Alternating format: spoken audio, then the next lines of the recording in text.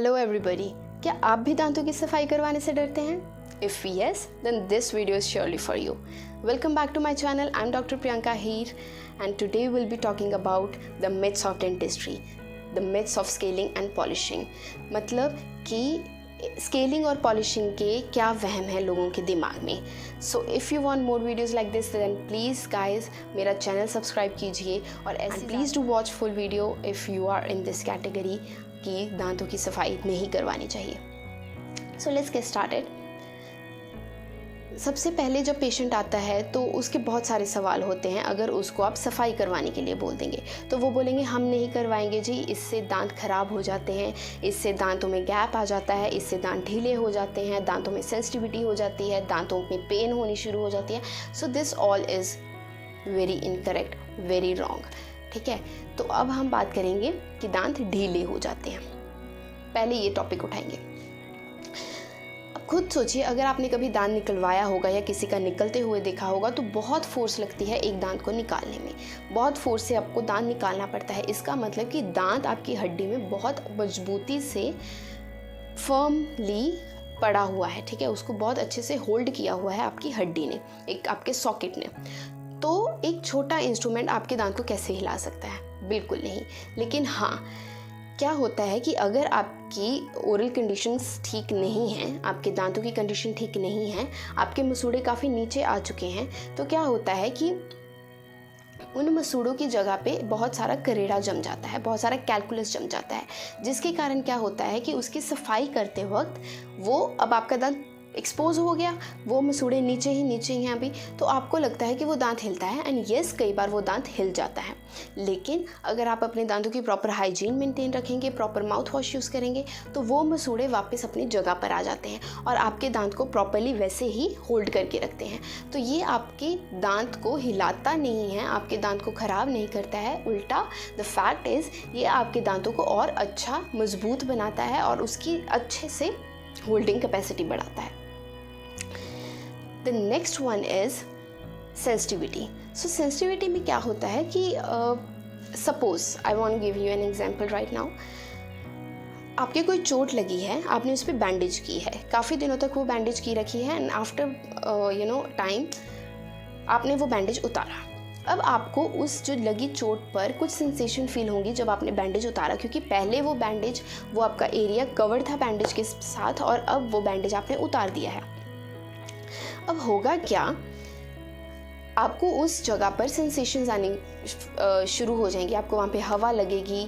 ठीक है, in the same way जब आपके दांतों के ऊपर जमा करेड़ा, आपके दांतों के ऊपर जमा हुआ कैलकुलस प्लाक, जब वो हटाया जाता है, वो साफ़ किया जाता है, तो आपको झंझनाहट फील होती है अगर आप डायरेक्टली कुछ गर्म कुछ ठंडा ले लोगे, क्योंकि अब वो सरफेस एक्सपोज हो गया है. ठीक है, इस वजह से. लेकिन ये चीज़ ज़्यादा देर तक नहीं रहती है, सिर्फ हफ्ते की बात होती है. उसके बाद ये जो सेंसिटिविटी है ये ख़त्म हो जाती है. अगर आप अपने दांतों का प्रॉपर ध्यान रखेंगे, प्रॉपर माउथ वॉश यूज़ करेंगे, तो वो मसूड़े वापस अपनी नेचुरल और हेल्दी पोजीशन पे आ जाते हैं. The third one is pain. Patient बोलते हैं हमें नहीं सफाई करवानी, इसमें दर्द होगा. तो इसमें बिल्कुल भी दर्द नहीं होता है. क्यों? क्योंकि इसमें हम कोई एक्सटेंसिव या बहुत ज़्यादा प्रोसीजर नहीं कर रहे हैं, कोई बड़ा प्रोसीजर, आपकी सर्जरी नहीं कर रहे हैं. इट्स जस्ट जो दांतों के ऊपर करेड़ा जमा है उसको पानी के प्रेशर के साथ, इवन आपका जो इंस्ट्रूमेंट है वो भी आपको टच नहीं किया जाता, आपके दांत के सरफेस को टच नहीं किया जाता. सिर्फ वो पानी का प्रेशर है जो आपके दांत के ऊपर जो करेड़ा जमा हुआ है उसको निकालता है. तो ये बात बिल्कुल गलत है कि आपको दर्द होगी. दर्द नहीं होती है, लेकिन हाँ हल्की झंझनाहट ज़रूर होती है, क्योंकि जैसे जैसे आपके दांतों पे पानी लगता है आपको फील होता है कि हाँ आपके दांतों पे कुछ ना कुछ हो रहा है, लेकिन दर्द नहीं कह सकते आप उसको.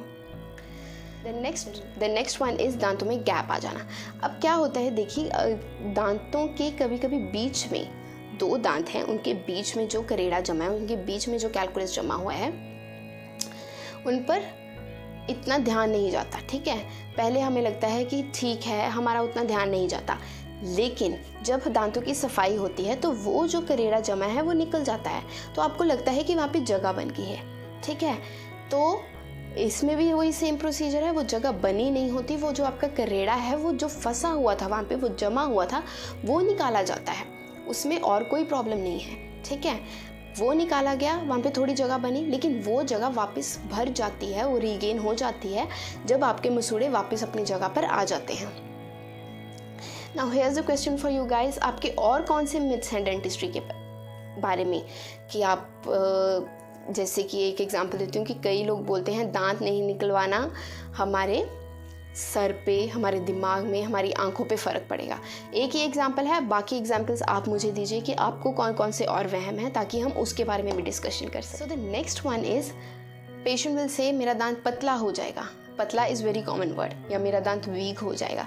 तो हम आपके दांत में से कुछ निकाल नहीं रहे हैं, ये दांत में से कुछ नहीं निकल रहा है, ये दांत के ऊपर से निकल रहा है, ठीक है। जो अननेसेसरी चीज़ है, जो नहीं होनी चाहिए, वही चीज़ निकल रही है। दांत की किसी लेयर को टच नहीं किया जाता, दांत के ऊपर इवन इंस्ट्रूमेंट भी फोर्सफुली टच नहीं किया जाता, सिर्फ पानी का बहाव होता है, वो जो उसको कैविटेशन बोलते हैं, पानी से बबल्स निकलते हैं जिसको कैविटेशन बोलते हैं, उसके बहाव से आपका जो ये करेड़ा है, ये कैलकुलस है, ये निकाला जाता है। तो आपका दांत बिल्कुल भी वीक नहीं होता।